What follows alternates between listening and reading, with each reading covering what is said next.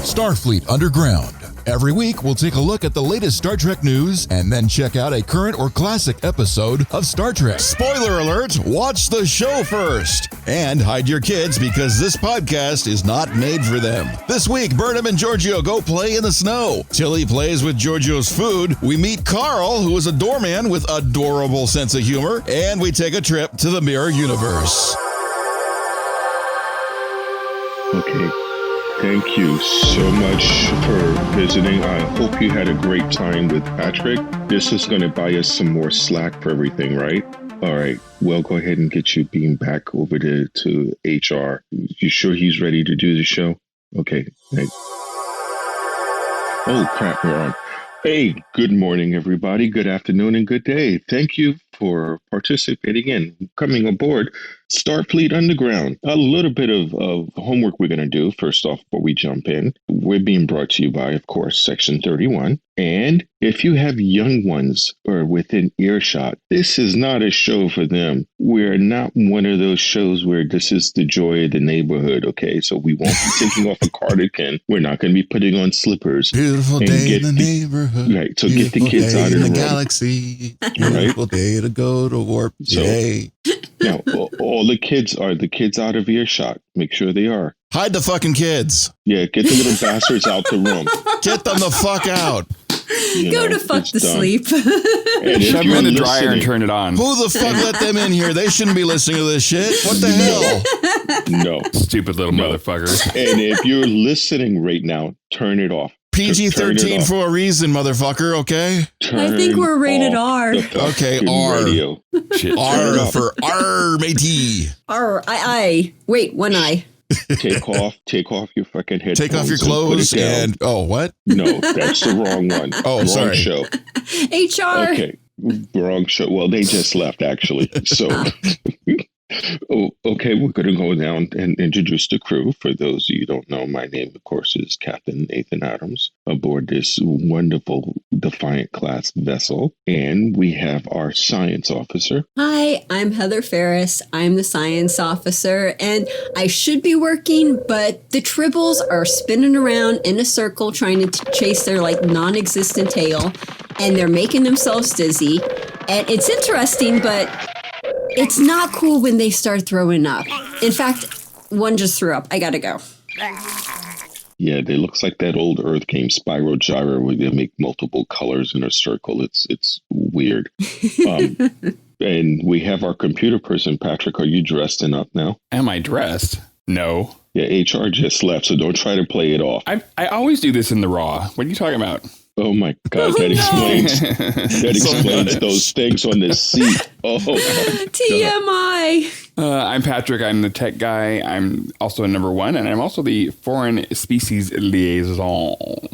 And now the HR tamer. Okay, and we have HR whisperer. Oh my God, that's perfect. You weren't whispering last night.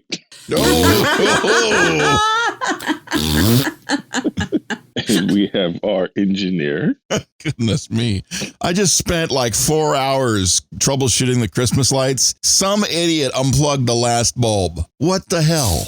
Oh no. I hate it when that happens. Wow. You spent all that time in a friggin' atmospheric suit. Oh.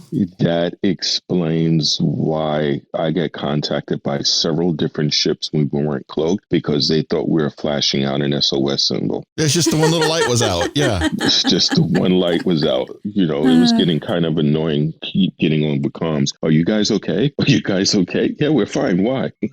You're flashing the intergalactic, the SOS symbol. No, I think it's for Christmas. We're just having a party. And then I had to explain what Christmas was. Oh, because everybody needs to know the meaning of Christmas. They're always asking, what is the meaning of Christmas? Go watch Snoopy, for crying out loud. He knows. Hey, The Year Without a Santa Claus was on last night. Oh, yeah? Yeah, with I'm Mr. Heat Miser, I'm Mr. Snow. Oh, yeah. I remember that. That's so old. Yep.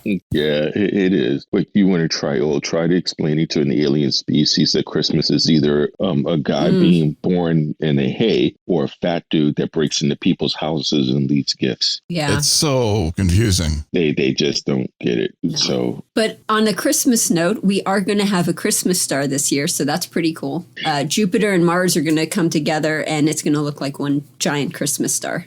that's going to be pretty cool. First time in 800 years. Yeah, it's so cool. And it's happening at Christmas? Yeah. Who planned that? It's 2 or 3 days before Christmas is when they merge together. Okay, so everybody knows about this, right? They're not going to freak out when it gets extra bright in the sky? Because this year is a lot of freak out year. Well, you know. Yeah, I think they might just... will. Yeah, they'll freak out. I mean, the asteroid didn't take out the election, although apparently there were a lot of stolen election votes. I don't know. I'll run around like that chimp from the Clint Eastwood movies who has his arms above his head, waving his hands around, you know, freaking out about aliens coming down. Oh, my God. That sounded like last night. You wish. All you heard was right turn, Clyde. Oh! Yeah, wish. I put on my earphones when Pip started barking. Chances are, though, but the people won't see the Christmas star because it's supposed to be early, visible just around dawn just around dawn. I think it's the best time you can see it, depending upon where you are in the hemisphere on the planet. So thanks, everybody, for being up and ready to be able to do the show. We're doing quite well. I've already told us the show is being brought to us by Section 31. First thing, do we have any corrections? I did not see anything coming across the subspace channels, but let me check one more time here just to make sure that nothing snuck in. Nope, we are good. Should we mention that we made a special appearance during this week? Oh, yes, that's right. And we actually had a couple of them. Oh, go ahead. Mention it. Well, we visited the Nerd Trek podcast. Yes, we did. They were a lot of fun. We had a blast. And the best thing about it is I didn't have to do any editing whatsoever. It was so cool. It's nice, too, when your personality matches their personality and you just go with it. Oh, they fit right in. We I mean, they were dirty, filthy pigs. Yeah, Yes, they're great. it was so much fun. Yeah. Perfect. It was perfect. Yeah, so if you guys want to be able to hear us, stay tuned. There's going to be in the show notes where you can actually find where to listen to us. And also, or just search for nerdtrekpodcast.com. They're out there on the net someplace. Yeah, and they could watch us because it was videoed, right? Well, no, that was just for our own private personal uses. It was just audio. Yeah, that was just for us. I told you not to flash the screen, Patrick, that nobody was going to see it. I understand you're so proud of it, but you shouldn't be sharing it with the galaxy like that. Okay. Hey, there's a need and I provide. But it was cool. We watched a couple of Next Generation episodes with them, so it was some fun. And I wish we could have gotten like at least a screen cap of it because you guys would have loved to have seen Patrick's with a little hat on and everything. It was really cute. And his nickname, Helmet Man. I thought that was pretty damn funny. That's great. So, that completely fixes my problem with my hair. Oh, you're funny. We have to give a thank you also to Mark, our Jem'Hadar brother, who wound up sending us something from the past, which I guess is you guys is listening to us present. Some Star Trek stamps from over in England, which is pretty cool. So everybody in the crew, of course, is going to be getting some. Cool. So thank you so much. Now we're diving into the news of the week. You got any news here, Heather? Yes, sir. So Robert Picardo from Voyager has made some very interesting home videos recently. He hummed the theme of Voyager as he spun around in the room, well, not in the room, in the woods, making himself extremely dizzy. He also did some other videos of him in the woods, but he was spouting technobabble, and it was very entertaining. If you want to see it, we have a link in the show notes below. Outstanding. And how about you, Patrick? Any? Well, yes, we've got our illustrious Mr. Kovich from Star Trek Discovery, played by director David Cronenberg. He is going to be back for season 4. Nice. That's actually something to look forward to. We're going to be talking about him when we get started into this week's show. So that's pretty awesome. He is super cool. He says he's still finding his way in this show. And I guess he was asked whether or not he would direct it. He's like, no, this is a very different kind of directing because as a film director, he's involved in like all the elements of post-production and everything. But Discovery has, a showrunner. He's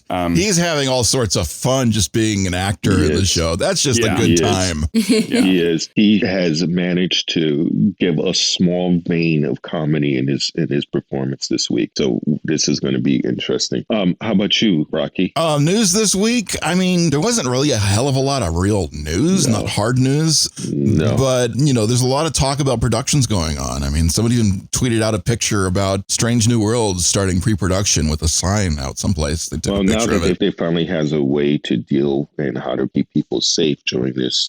Well, yeah, everyone's wearing that's going on. Everyone's wearing bubble wrap, and everything will be fine. I think that's we hit everybody's kids, right? Don't wear bubble wrap. But as a little stories. I mean, you can go online and look them up. I was looking up TrekMovie.com. They've got an interview that they shared with somebody else with the director of Lower Decks, the showrunner Mike Mahan. How do you say Mike? McMahon. Yep. Mike the man. Mike is the man. He's Mike the man. Anyway, he's talking about what he's going to be doing for season 2. Things about what's going to happen with Tandy and Rutherford and what's Mariner up to, and Boimler's going to be on the ship with Riker. Boing. Yeah. And he apparently impressed him so much, he just signed a 2-year development deal with CBS. Oh, that's right. Sweet. Yes, that was news. Yeah. He's happy with CBS, and CBS is happy with him. They're like, you can do shows here. We don't care. We like what you're doing. Well, when you blow the boss, that usually is a good sign, I think I call it blow the accounts up, I think is what he's doing. I don't think it's literally blowing the boss. Yeah, you got to be careful, or people are going to assume that's how you get your position there, Patrick. So reel it in. He gets that position, and many others. I never get a position on my knees. Which boss did he blow? Okay, we're gonna again no kids in the room. Get the kids out of the room. That's the last character before you beat the level in the video game. And boy, do you want to beat that level? Mm-hmm. And the news that I have here is that if anybody who's into rock music, punk rock music, there's a Star Trek punk rock band called Boldly Go. They just released their debut album, United Federation of Punx, PUNX. So that's going to be out there. And Maury Povich had an announcement to make. This guy, he kept saying that I am William Shatner's son. I am Captain Kirk's son. He's been sprouting this for 36 years. DNA evidence finally proves that William Shatner is not the father. It was Darth Vader. Did you say Maury Povich? Yeah, I did. It's a blast from the past, man. It's okay. I'm like Maury Povich is just as old as Shatner. There's no way. Does he even have a show on still? Do they still do that daytime TV stuff where Ben Springer comes on and he's become an old legend now in that respect. But that's it, I guess, for the news. So next, Lieutenant Ferris. Heather. Oh, okay, sure. Hi. Yes, sir. So next, I was busy with the Tribble. Next is Star Trek Discovery Season 3, Episode 9, Terra Firma Part 1. It first aired Thursday, December 10th, 2020. First off, teaser, temporal sickness. After visiting with Kovich, the Doctor learns that our molecules are meant to exist in the time and universe in which they were created, and time travel can cause a seriously shitty hangover. Georgiou needs to be back, but they can't do that without breaking the temporal accord laws. When they run out of solutions, the Doctor asks Discovery if she has an answer, and instead she gives them a remote vacation spot. Luckily, the Admiral gives Discovery permission to Uber Georgiou there. Unluckily, Georgiou is going through a lot of stress right now, and she tries to kill Michael in a loving, motherly, mirror universe kind of way. Is there such a thing? That's a great way to put it. That's a good summation of that scene. It was a really good episode because you see that Georgiou really, she's got to be like part Klingon. She knows she's sick. She just wants to die. And the best way to die is to get somebody that you love to kill you, I guess, in her mind. Because she actually did her best. And Michael was surprised when that blade came whizzing by her head. So that was definitely a way. But the Admiral is beginning to see the importance of the Discovery crew when he was ready to split them up. That's true. He's completely switched on that. He's sold on Discovery. He thinks there's a valuable asset in his asset drawer. And he wants to keep them happy. Yeah. Well, plus he realizes that Saru making the decision not to go get Georgiou or take Georgiou to Dannus 5 is a huge mistake. Well, I loved his advice. That was the best part. I mean, he's saying he was first like captain. You never took advice when he was green like that. But, one of the things you hear from the old guy saying, oh, well, back in my day, we walked 5 miles through the snow to get to school. And you're so waiting to hear about how they used to do it with vacuum tubes and things. And then he gives some really solid advice. A crew member is drowning. If you let her, your crew's never going to look at you the same ever again. And they'll never look at the Federation the same way ever again. And you'll never look at yourself the same way ever again. Yep. So it's a beautiful piece of advice. And he says, hey,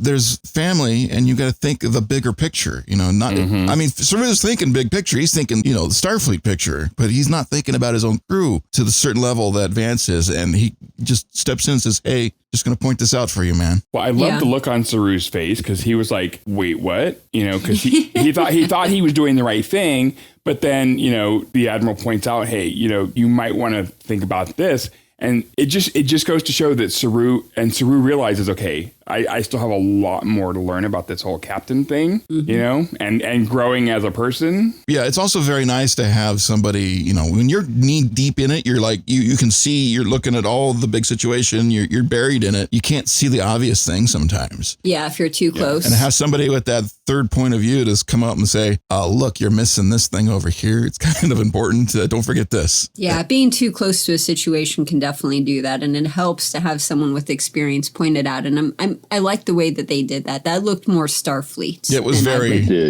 much more Starfleet. I very much appreciated that. He's learning that sometimes taking care of the need of the one is just as important, because then when you take care of the need of the one, in the same hand, you're still taking care of the need of the many, because everyone looks at that one example. It's like, you think about it. Well, if I was me fucked up in the head, would somebody take care of me? No. I mean, he just cut Georgiou out of the thing. And that will, in the back of people's heads, he's right. That would affect morale. Where if they see that the captain's willing to try to go out of his way for one crew member, it makes them all feel equally important. Yeah. So I think that was a nice advice he gave. Yeah, we'd let you flounder. You always do. I just wanted to, I wonder if you missed this or not, but right at the beginning of the first shot, I think there was a couple of eyes in the shot. The eye shot, the Star Trek eyes thing right off the beginning of this episode was blatantly obvious. Whoa, what? The special effects shot starts where you're looking at Georgiou's eyes and then the rest of her, and it's the scan that appears, and you're looking at the scan of her with the eyeballs. Oh, okay, yeah. Yeah, just like eyeballs. They have a thing for eyes. I don't know what it is, but first shot eyeball. Someone has a fetish for eyes, I swear. The eyes are the window to the soul, so, Oh, that's deep. They were trying to see her soul. That whole part of it was really interesting, where they were going into all of the specifics and everything. Well, yeah, and then they get into this temporal time soldier guy, and yeah. Right, the interdimensional displacement restriction, the IDDR, for Lieutenant Commander Yor. Mm-hmm. And that's what they were saying was before Georgiou, Yor was the only one to have traveled across time and dimension. And that implies that Kovich, I think that's how you say his name, he didn't know about Spock, because didn't Spock do the same thing? Spock just crossed dimensions. Yeah. But he did times too, right? No. Well, he did time, but he didn't do it at the same time. Oh. And that's the first time that they actually put a nod to JJ verse, because before JJ verse wasn't talked about at all. But that didn't happen yet. Yeah, I know, but he talked about it though. He didn't talk specifically about the Kelvin verse, though. He said when a Romulan mining ship. From a parallel universe caused by the temporal incursion of a Romulan mining ship. This is the first time in Prime Trek Canyon that we've been told that they are aware of the Kelvin universe. Okay. Yes. Okay. I'll give aware that something may have happened, but not necessarily specifically the thing that we saw happen. No. It's very vague. We haven't seen it happen in the Prime universe. No, but he talked about a mining ship that came out. It could have been anything. Yeah, could have been anything. But that was Nero, with the destruction of Vulcan. So, but even though they're in the future, it hasn't happened yet. It did happen. But not to the Discovery timeline. Oh, no, Discovery, that's in the future for Discovery, yeah. Yeah, the timeline thing, it turns into a bunch of string for me. But it's, like the Doctor Who said it, timey-wimey. So Very much so. Wibbly wobbly, timey-wimey. Very much so, yeah. And speaking of Doctor Actually, it Who, has Doctor Who happened. comes back on January 1st, just Yay! FYI. Oh, set your calendar. I love Yes. Doctor Who. They mentioned both the Temporal Wars and the Temporal Accords. I got on this little kick last night, and it took me way longer than it should have. It took a lot of time, huh?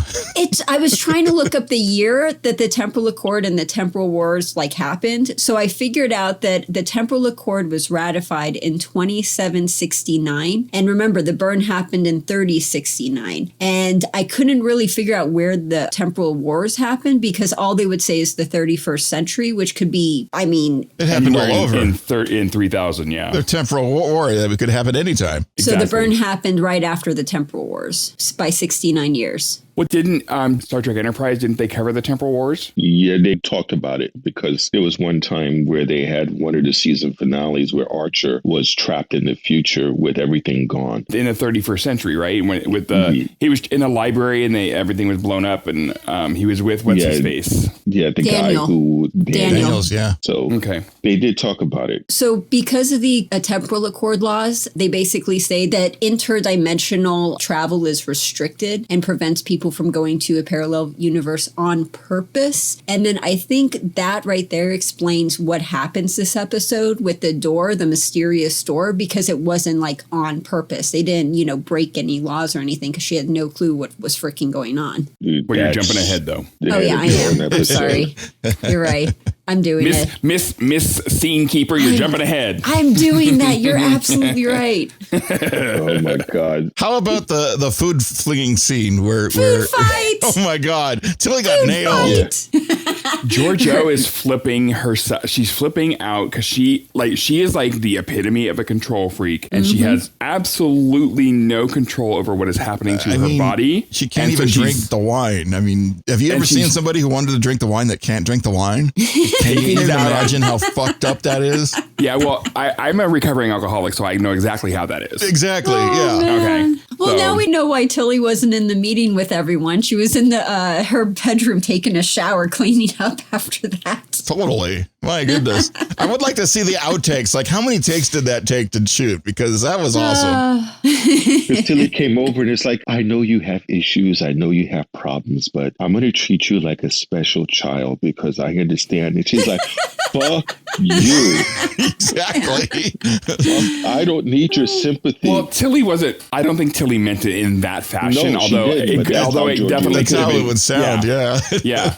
Well, of course, because Georgiou, again, in the mirror universe, any sign of weakness is, immediate death. So the fact that Tilly saw her not being able to grab the glass, but her anger, she's taking it out on everybody else who's trying to help her. And I don't know whether she knows that she's doing that or if she's just that, you know what I mean? She's frustrated, and I understand the situation because you're frustrated because you feel helpless. And because you feel helpless and you're frustrated, the anger is being let out at everybody. And Just everybody like if you wants to came come across- help you because they can see you're having trouble. Right. Yep. Just like if you have a wolf whose leg is caught in a bear trap, you go to help the wolf is going to tear your ass apart. Sounds like It fun. doesn't matter. You're trying to help it. It knows it's in pain. It's vicious and it wants to attack no matter what or who it's near it. So that's her thing. She's an angry wolf right now. And she wanted to be mercy killed by Michael. And Michael's like, I'm not doing it.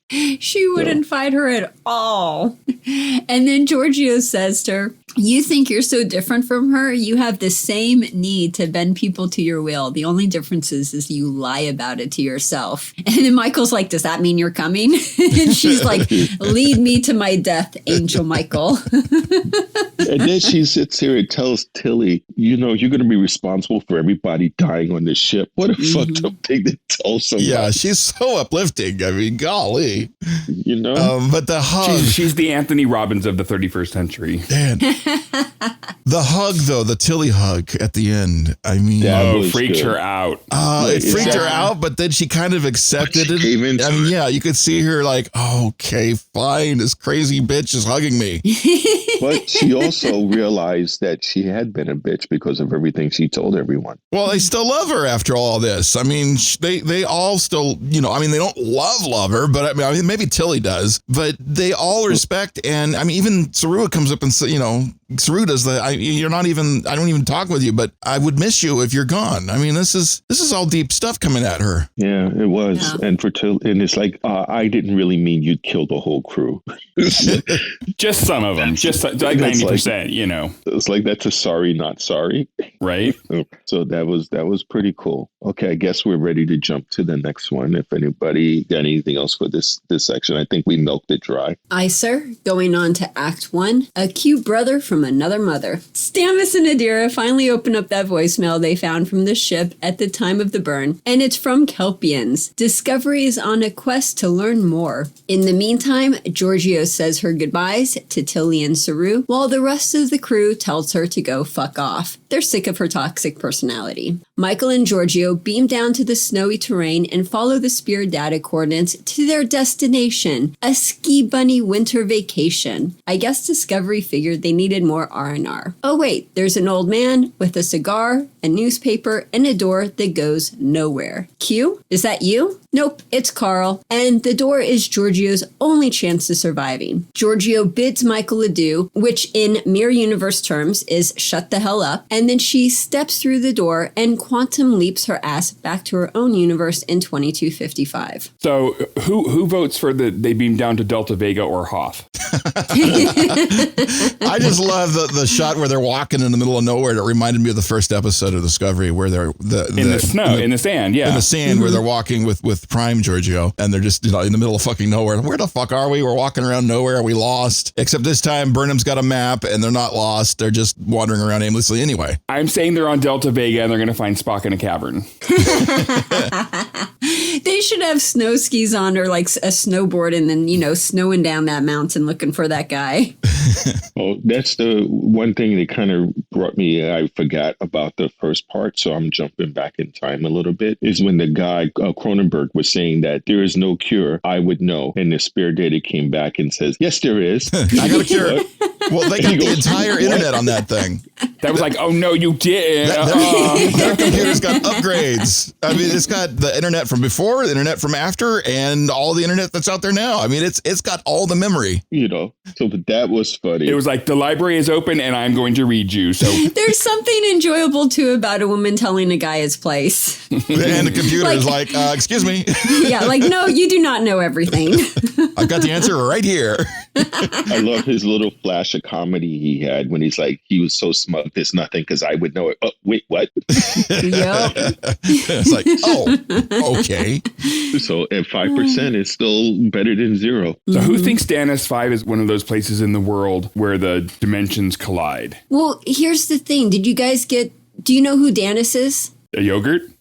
He is the writer, Richard Dannus, who penned the Next Generation episode Deja Q. So I'm really sure that Carl is a Q, and it's sort of like part of this. So the Q always took an unthreatening human form, and they coaxed, at the Emperor through the doorway back to the Mirror Universe timeline. Q also has like a sense of humor, so he always speaks in riddles. He's like has this really weird sense of humor. So it's the sense of humor, it's the riddle. It's the door that has no, energy readings that takes her back to the Mirror Universe. It is incredibly Q-like. The newspaper, where he's is. reading the newspaper for the next day, and the headline says Emperor Georgiou dies a horribly painful death. Like, spoiler alert, don't read the newspaper headlines, And do you know where Carl, do you recognize Carl? No, the actor? Yeah, he's from CSI. Oh, cool. So it was kind of fitting that he was playing this like doorman to, and trying to help Georgiou decipher the clues. Yeah. And then Dannus 5, the planet, that was the last clue, was named for the writer Richard Dannus, who penned the Next Generation episode Deja Q. That's very cool. So that's why I think he's a Q. I loved his sense of humor. What do you call a cute portal? That was adorable. That was so And then funny. he follows it up with a clown held a door open for me. It was a nice gesture. But no sense of humor? I just loved that. It was so great. It was kind of cool because she's there. It's like, there's a life form around here. I'm picking up a life form. And all of a sudden you have a dude in a wooden backyard chair with a cigar, reading a paper and acting like nothing's going on. And then Michael's even more confused. It's like, I'm not reading any sign. It's just a friggin' door. What's going on here? Where Georgiou's like, I don't care. I just want to get better. I don't care what he's offering. I'm going to take it. He's got a door somewhere to go. Let's go somewhere. It's better than we are right now. I love that he took out his little pocket watch. He's like, you're wasting time. And when Georgiou says that she would rather die standing, this might be a reference to that Discovery novel we were talking about last episode, Die Standing by John Jackson Miller. It's a familiar phrase, that's for sure. Yeah. Yeah, she really wanted to be able to take care of things and to do it. And she wants to get a chance to get healed. And then back on the ship with Saru, this is the first time he's seen the Culpian. At first, I thought his reaction might have been related to her somehow or something. Well, he is. He just saw another hot Kelpian chick. I thought he got a hard on. Yeah. Something was sticking out and it wasn't ganglia.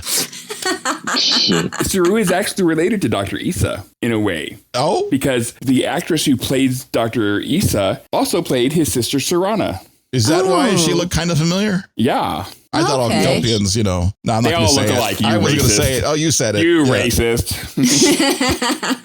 Sorry. No, actually, sorry. You speciest. Yeah, that's better. But it was cool. You get a chance to see that he was really kind of touched because after he talked about what they may have to do, he made everyone leave. And he's watched it again. Played the video again. Yeah. Yeah. Pervert. He's going to add some alone time. I got to review the tape. Computer, lock the door. Replicate me some hand lotion. Lubricant, room temperature. Oh my God. Extra glide. Right, Astroglide. Oh dear. Okay, who just ordered one? That was me for later, Oh, man. But the message was 100 years old, so it happened before the burn. Yeah. Yeah, this is a Right way back before. message. Yeah, and pretty good quality considering it was garbled up in a computer file. But they were saying that they think that it was such a good quality that they think the ship might still be intact because of that. That's fascinating because, the ship's been stuck in the middle of nowhere or in the middle of this nebula for how long? Lots of years. And it's still working so much that it's sending out the message and they think they can access it with the back door. Yeah. And stop dealing about the back door. Backdoor access. I'm going to leave that one alone. There's lots of doors in this episode. Isn't Stamets the one that said they should use the back door? No, he said they could. They had the protocols to get in through the back. So he is the one that command suggested codes. the back Yeah. door. The prefix code. That's what it was. The prefix code. But it's a secret code for anal is what prefix code means. Bow chicka wow wow. We know Stamets and Culber are going to be in their quarters later. So in order to get back on track here a little Good luck bit, with because that. we went off the party trade, we saw that Stamets actually had a chance to talk to they about what they're feeling with Gray not coming back. Oh, yeah, the scene with Adira. Well, Yeah, with the deer, that was another real moment. And she was all Trying to help. defensive, trying to be like, oh, I'm not, it doesn't bother me at all. I don't care. Who cares? Well, obviously you do, Well, it's the simple, you missed the simple thing. You forgot to reinitiate after 10 diagnostics. I like you forgot that. to reinitiate it. It's something anybody could do if they're just completely distracted. Hello, Well, not IT, to my mention- computer's frozen. My computer's frozen. IT, help. Adira's from the future. They don't have to restart. What's this restarting stuff? In the future, you don't have to restart. Oh, Well, look at apparently you do. protecting They. Oh, look at Heather's protecting them. Isn't that cool? But yeah, it's a simple mistake that they were beating themselves up over again. It's like, oh, I just restart the buffer. I feel so stupid, I just wasted all that time. But Stamets is being a sage for once. He's not so neurotic. It's kind of nice seeing him not be so neurotic, and so he's being fatherly. Totally. And he's like making, the alternative possibilities known. It's like, maybe it's okay to miss him. Maybe he thinks you're actually doing what he thinks is best. I mean, maybe it's not all bad. Maybe things are fine. Maybe you just forgot to hit the reboot button on that computer. And yeah, there you go. We'll figure it out. He's like, come to Papa Queer. I got you. Papa Queer. That sounds like a t-shirt. God. T-shirt department knows that one down. Seriously. Oh my God. Next time I see the Tribbles running around with that. I was going to say, so I'm going back to the planet now. When Georgiou finally walks through the door and is transported back to 2257. That's the next section. No, it's not. Well, it's the end of so the end of the last section, she walks through the door. She walks through the door and you suddenly are in the mirror universe. So that means we're jumping to the next section. And then just before the commercial hits, Tilly's saying something, it's being overheard, and it notes in the captions. If everyone got the captions on, it suddenly changes from Tilly to Killy. Right. I loved that. That was such a cute touch. Okay. What I was mentioning though was when she goes back, she's back in 2257, which is Stardate 1834.2. This is when the season 1 episode 13, What Is Past is prologue episode occurs. It's the day that Lorca tries to overthrow Georgiou and Michael betrays her. But what's of note is that in the season 1 episode 13 episode, Commander Landry shoots Stamets in the back, but it ain't what happens this time. It changes That's up a little bit. That's why we're going to go to the next section. Yeah. So the only other thing, the cool note I had was Georgiou says, "God, Michael, no one to shut the hell up." Right. Yeah. And also, too, another quote is, where I'm from, we are prime and you are mirror. And another quote they said was they were just shy of the Gamma Quadrant near the galactic rim. I just wanted to bring up that this is the Bajoran wormhole from Deep Space Nine. On the other side of it. Yeah, the other side of the wormhole from Deep Space Nine, which we see in a couple episodes in Deep Space Nine. Maybe that's why the door on the planet is a gateway. Why? Because it's near the wormhole. Well, there's all kinds of holes over there. If it's a Q, he doesn't need to be near a wormhole. So we'll see. It's definitely interesting. We don't know that he's a Q. I'm making speculation here. I think he's a Q. I think so too. Okay, Heather, continue. Okay, Act 2, baby. Section. Act 2, Mirror Universe. A confused and disoriented Georgiou demands a full status report and realizes that she has already lived through this day once before. Today is Groundhog Day. Wait, wrong show. Today is the day Lorca and Michael betray Georgiou by staging a coup. Georgiou knows how this is going to end and instead decides to take fate into her own hands. She will not lose Michael again for a second time. Can we discuss Georgiou's title? Her Imperial Highness, Mother of the Fatherland, Overlord of Vulcan, Dominus of Kronos, Regina Andor, Emperor Philippa Georgiou Augustus Iaponius Centaurius. Long live the Empire. What? There's a lot of Roman mentions in there. A lot of Roman callbacks. Well, at one point they called her daughter of Rome or mother of Rome. Yeah, daughter of Rome. Well, Rome was really, a big deal back in the day because in the Terran world, the mirror universe, things happen differently. Yeah, but isn't that just foreshadowing this whole event where they're going to try to stab Georgiou, the emperor? Well, yeah, it's very Greek and Roman. Yeah. Stabbing Julius Caesar. Were you guys expecting the trip into the mirror universe at all? No. Even with the trailers, I was not expecting it whatsoever. No. And it was fucking awesome. I started squealing. It was a well-kept secret. Yeah. Well, even in the secret. In the after show, the cast in the ready room, the cast was like, "Oh my God, we got to go back to the mirror universe!" Yeah, they were totally stoked about it. Very stoked. It was really cool to see Georgiou walk through the door and you see her mind quickly assess what's going on. She's like, "Wait a minute!" When everyone was there, when Killy was there, and everyone's there greeting her, when she stepped onto the deck of the Discovery, the ISS Discovery, and you can see her processing what's happening and what's going on, and she just accepts it in stride. But her poker face is so good. I mean, you can see it on the close-up. There's a hint of what the hell's going on, but it's so far away. By the time everyone walks close enough to see it, she's already in game mode. I mean, she's badass. It's like 1/100th of a nanosecond of uncertainty on her face, and then it's back to Georgiou. Yeah. I mean, the weirdest thing about the whole thing was you kind of see her kind of hide the bracelet, which is it really didn't matter for a second. The very first thing is the sign of weakness of the bracelet. Oh, I've got to hide that. Well, that's if they see her doing that, that's a sign of weakness. But she very slightly gets it out of the way. Yeah, they don't notice. They had no idea. So it's kind of good. But yeah, and the split second poker face thing, she's right into it. it. And there's Captain Killy. Yep. And she's walking, and you see her security officer, right? What's her name? Well, and oh my God. Oh, whoa. The look on her face. Yeah. I know it looks like she got into that role. See, her eyes are just scanning. She goes, I will beat a motherfucker up if they come near her. No shit. You know. I will beat you with a tribble. Her most loyal protectors, her honor guard, and they were all there. And you can see Killy really, again, just like she did in the Mirror Universe or any other universe, the Prime, is that she has a thing for Georgiou. She's like warning her, hey, this is what I heard. This is what's going on. Mm-hmm. You know, your daughter's going to try to kill your ass with Lorca. Because they boning each other. I was going to say, they sleeping with each other. Mm-hmm. And she knows, gets some of that Prime Gabriel.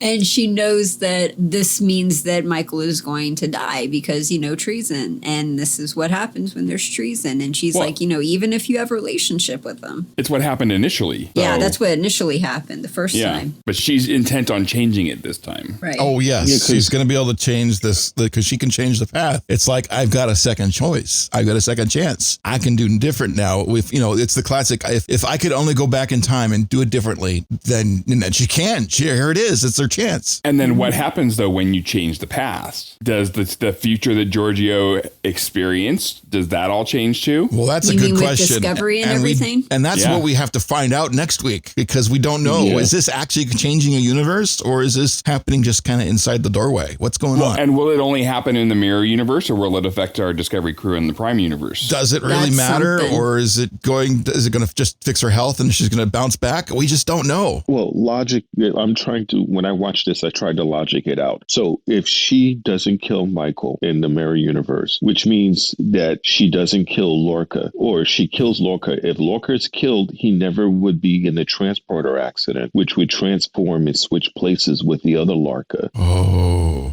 And he would never wind up being captain of the Discovery. Oh, wow. So and then Georgiou would never be... But Lorca's going to be back in the next episode, apparently. Oh, really? Well, you know what I think is he fell into the mycelial Powerball. I think he's the same thing that happened to Culber. I think he's trapped in there. But are we going to see Prime Lorca or the original Lorca? No, but see, the thing is that if she winds up in Lorca before Lorca winds up doing the transporter in the Ion Storm, he would never switch places with the Prime Lorca. And if he never switches places with the Prime Lorca, he would never wind up being captain of Discovery, and a whole bunch of stuff he set into motion wouldn't happen. But all of that happened way before this episode, though.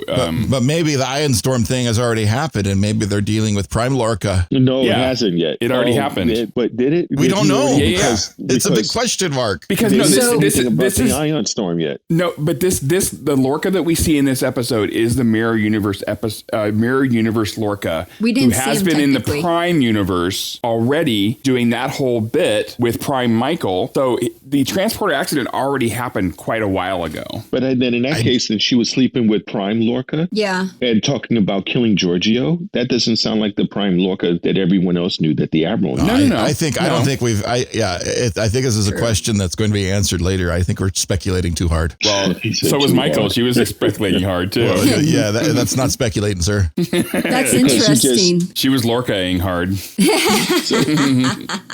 the thing is, and when she finds out about it, and then they have the show, and you see her watching the Circus du Soleil of her life. That's the next scene. You're jumping ahead, bud. We haven't gotten to the party time in the party. Jumped out. We haven't even gotten to Reese and Owo fighting yet. We want to talk about knife throwing and electrocution and taking shots. Now all of you guys are way out. Yeah, you're all past where we're at. Yeah, let's go to the next section. No, because what else is in this section? The Heather is our guide. So what did we leave out? So we left out...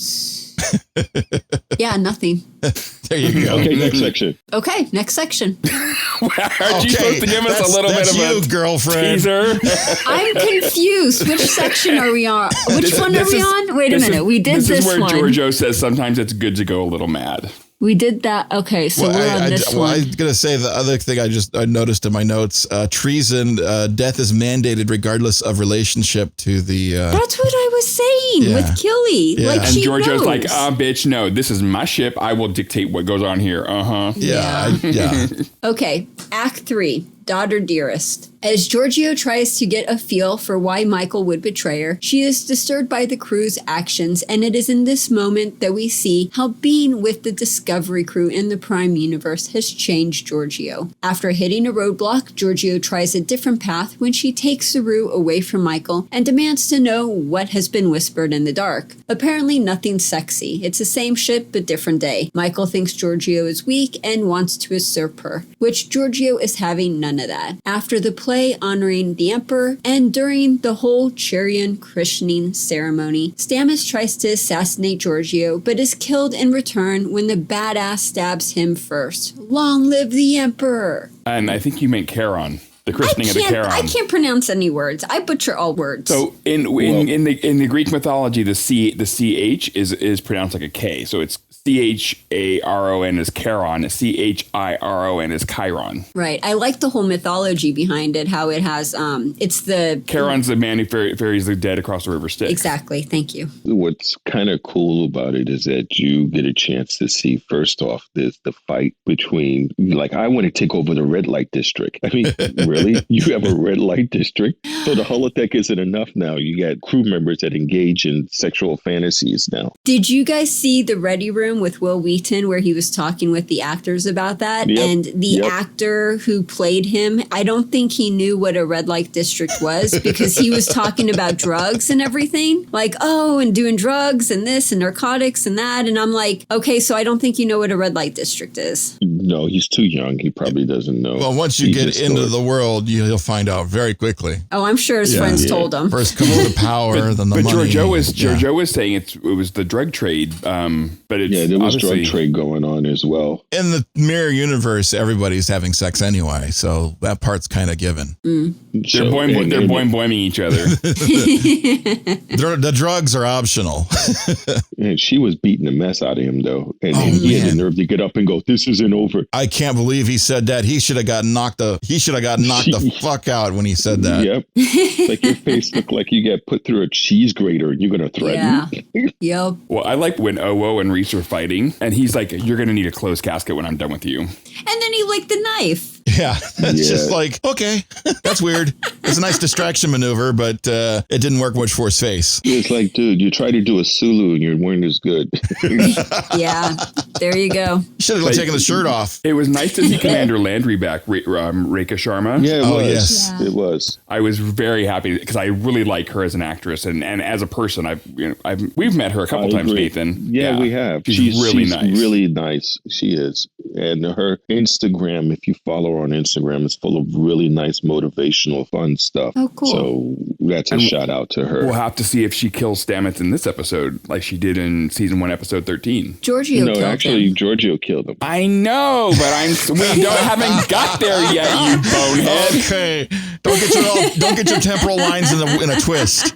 Good Lord. Okay, so we're going to talk about the party where the party's in. You had a Kelpian kind of freak out, and they're like, "I'm going to kill him," and Saru, when she realizes it's Saru, and Burnham's like, "I'm going to kill him." She's like, "No, he was a present from you, but I'm taking him back." Which was dangerous. I mean, because that just showed, Well, it was the inflection in the voice when she said no, that, Michelle did such a great job acting that, because it was emotional. It was like, no, don't kill him. Instead of, no, you were going to listen to what I say and you're going to do what she was like, no. Yeah, it's a very fine line between, no, I'm the mother because I say so, and no, I'm saving him. Because she dressed it up. Yeah. She dressed it up. She says, "I'm going to introduce him to pain he's never felt, or he's going to be my personal boy toy," or whatever. But that was like an afterthought. It's a huge sign of weakness for the mirror universe. Well, she said that after she realized everyone was looking at her like, what?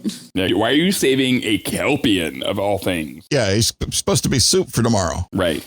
Yeah, but you don't save dinner unless you're going to freeze it first. Exactly. I like how she realized that he had already gone through the Vahar'ai and had lost his fear, and she mentions that to him. I thought that was really interesting. Well, I don't know that he's actually gone through the Vahar'ai, but the fact that she knew what the Vahar'ai was like a warning sign to him. He's like, wait a minute, because we only talk about that between ourselves. How do you even know about this? They will kill you if they know you know. And it's interesting that they still, it's a madness. It's not a part of evolution that's supposed to happen. Right. Well, they took over the aliens that started with a B that I don't remember their name. The Baul. Yeah, they took over their status, their position. Because they're the ones culling the Kelpians, not the Baul. Yeah. You know, and then Saru was like, okay, you want to know what's been going on? Let me tell you. Girl, let me tell you a thing or two.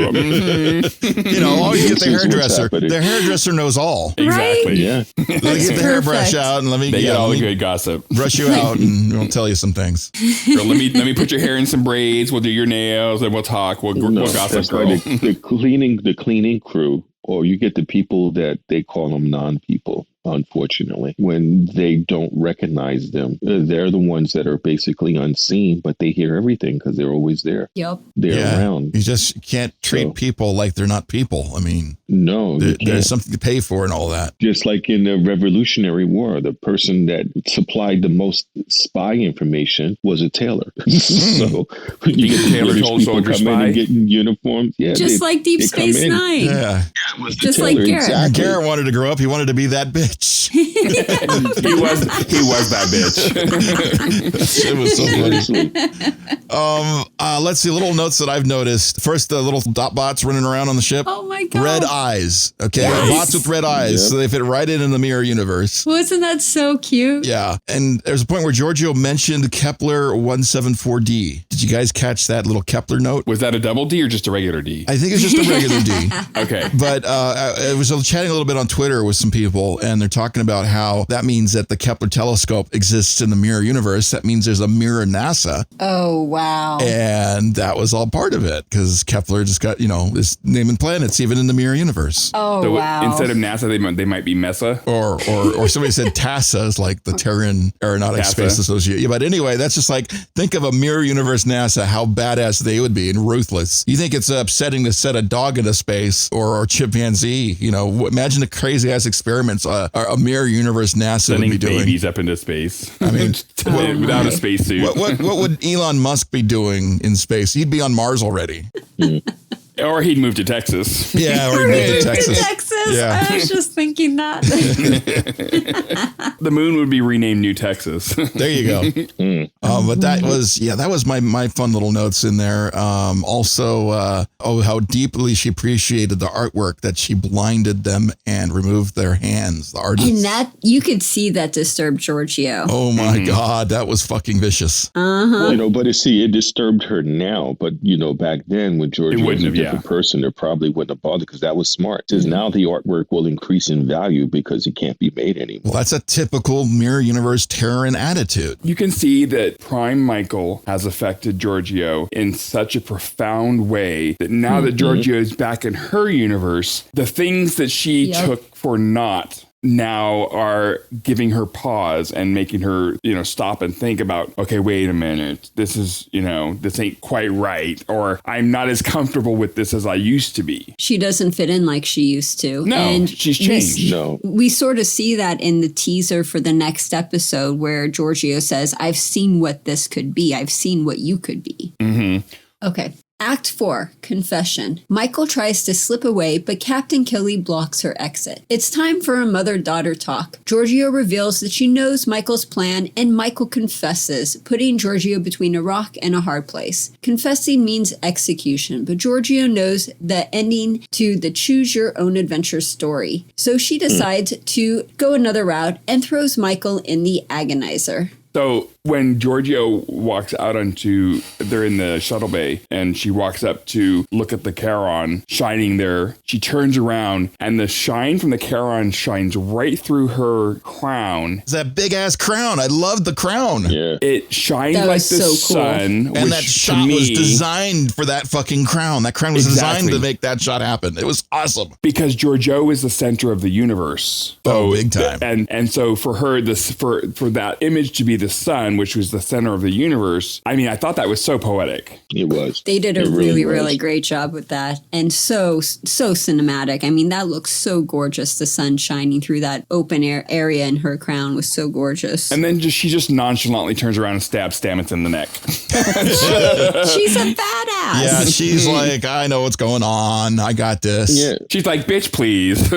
Yeah, but Stamets was kind of giving it away because he was acting a little nervous with the knife. He kept playing with it on the side. And it's like, oh, man, yeah, I see this and I'm at home and I see the finger in that blade, and then the looks. Everyone was giving evil looks back and forth like a soap opera. Yeah, big time. Like, big old telenovela. and the eye makeup, man, it sells it so hard, the eye makeup. Oh, I love that eye makeup. And let's talk about Michael's kid and play hair. Right? She's got an afro flat top. Yes, she does. So, I loved her makeup and her lipstick. I thought it was really interesting, though, that after Georgiou kills Stamets and Georgiou's like, I will not allow a single person to, derail us. And then you can see Michael sitting there thinking, okay, fuck, what do I do? She's on to me. I gotta go. Right. Michael's like, I'm going to fucking murder this bitch myself. But then she's like, okay, then she's like, Hail Emperor, thinking yes, first thing to do is, let's round up the crowd and get out. Say, long live the Empire. I'm out.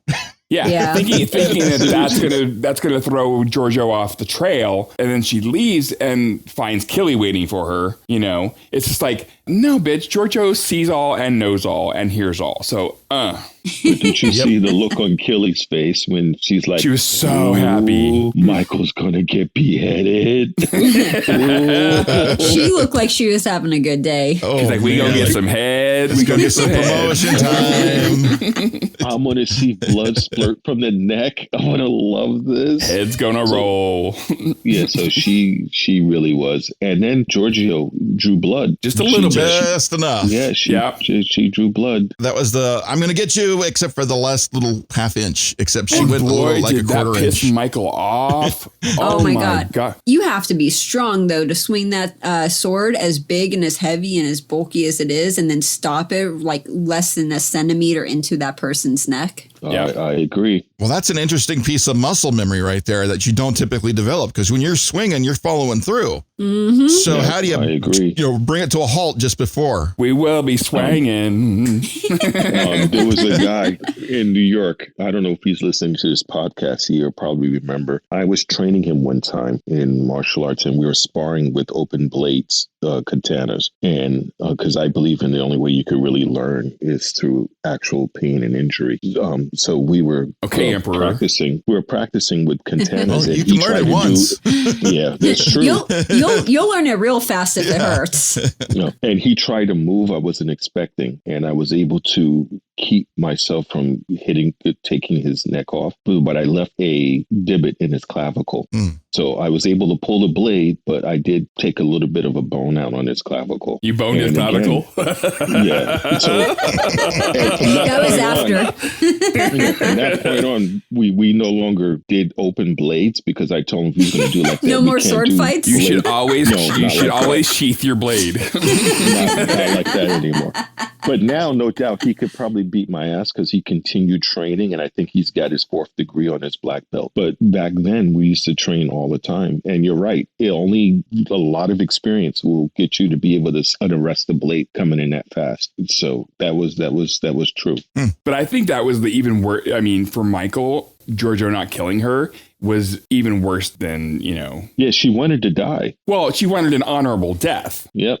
I don't think she wanted to die, but she knew she was busted, so she wanted an honorable death, and Georgiou's not giving it to her. So that's and Georgiou wanted to find out where the separation happened. Why do you hate me now? What did I do? Well, because Lorca was boning her, Georgiou wasn't. Hello. No, she said because you're showing weakness. I mean, I'd rather have the Lorca bone than the Georgiou one. No, I think this is going to be a lesson for her because she sees in this universe showing a little bit of weakness is what made Michael hate her. But in the Prime universe, showing that badass side is going to make Michael hate her. So she's getting a chance to see both sides. Yeah, it's the big do-over, and it's seeing it from a different point of view. It's getting that different point of view as a bonus, and she can see more now. Why do I hear the song from Poseidon in my head? I've seen both sides now. Never mind. You guys are too young for that. You saw both sides when HR was in your room last night. So there's that. Is that what he was singing? So, no. So basically, Georgiou's not happy either way. If she's in her universe, she can't. Yeah, she's screwed. She can't go back to either universe because she has both of them in her. But no, it's all about our future is unwritten. Let's make it count, shall we? That was the favorite part of the whole thing. Is like, no, we are doing this and we're gonna do it right. Yeah. But Michael, it's not gonna happen though. She's not gonna give in. I don't think. I think Georgiou's gonna end up having to kill her. Maybe, and that's the question: is can she swing it? Can she swing this universe with the new attitude? Because Georgiou's not. I mean, you can't imagine the ruthless. I got a new attitude. Am I quoting song lyrics again? Yeah, I got a new attitude, Patti LaBelle. Yeah. I got a new attitude. But the line I wrote down before that, I betrayed you and I do it again. Is that a foreshadow? Well, the joy in her, and the glee in her, I betrayed you. Yeah. I betrayed you and I would do it again. Oh my God, the acting. Sonequa is so fucking good. She is so amazing. Yeah. She was crazy, Sonequa. It was so friggin' awesome. She was going through a lot of stress, and she knew that she was caught and she knew she was going to get killed. So she's like, you know what? Just fucking kill me then. Like, let's do this. Let's do it. Let's do this. I'm ready. And then she stops and it's like, you didn't do it. What's up with that? But her power, Georgiou's power is absolute, as you have seen. Yeah. But what's that going to do for the rest of the crew? Are they going to look at that as the sign of weakness? That's a good question. So we'll find out next week. Will it derail? From the preview of next week's episode, we see Michael and the Agonizer. So I think maybe, even though she spared her, the fact that she's got her in the Agonizer will kind of mitigate that a little bit. I don't know, because it's sort of like what Admiral Vance said earlier, where, in the Prime universe, if you take care of one of your crew members, the whole other crew members are going to see that and they're going to react to it. I think it sort of works for the Mirror universe too, where all of her crew members didn't see this execution that was supposed to happen, and now they're going to react to that. Yeah, is whether or not she's weak. No, word spreads. Mm-hmm. Well, all of them wouldn't have seen it anyway. Only Tilly's guard and her honor guard would have seen the beheading. Word spreads. Word spreads, though. The honor guard isn't loyal to her. Like, we already know that the honor guard was a part of the coup. She didn't realize that, but Tilly realized that. Were they? So it's going to be interesting. Yeah, because Tilly was like, are you really sure you want me to talk about this in front of them? We can't trust them. And she's like, oh yeah, of course we could trust them. And then when you see everything happening behind the scenes, you see the looks between the different characters. The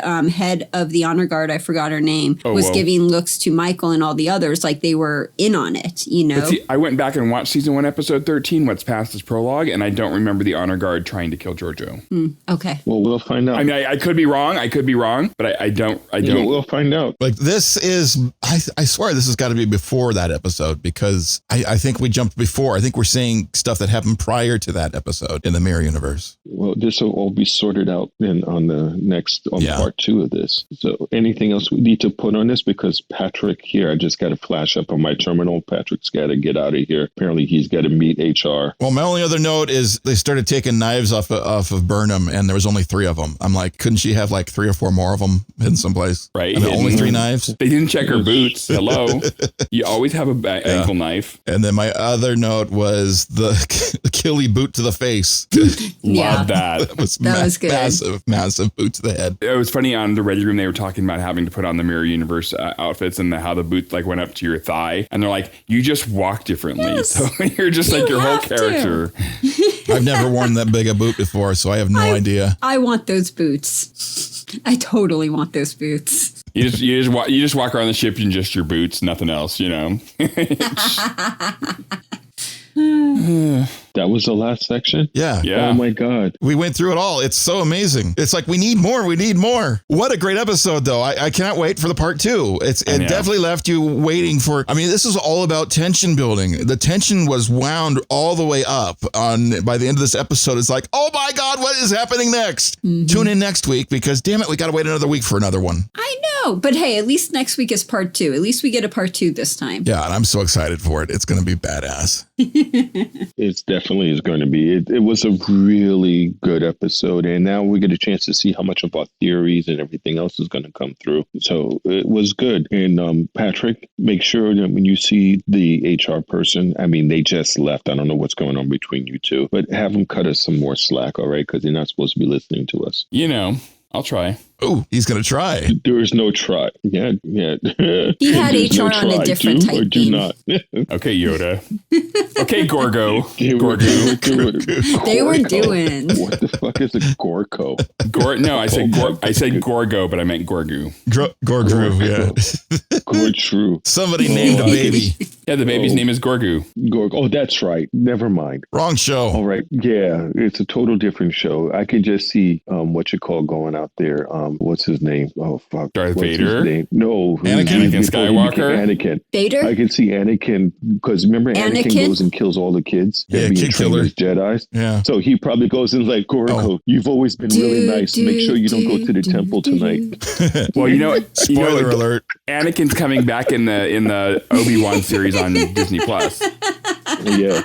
Yeah, There's so a Hayden lot of live Christensen will action. be back as Darth Vader. Ooh. Yeah, so it's going to be a lot. Okay, we are finished with this episode. Thanks, everyone, for joining us and listening. Unfortunately, we're ending kind of short because our computer guy's got things he's got to go take care of. Wink, wink, nudge, nudge. Know what I mean?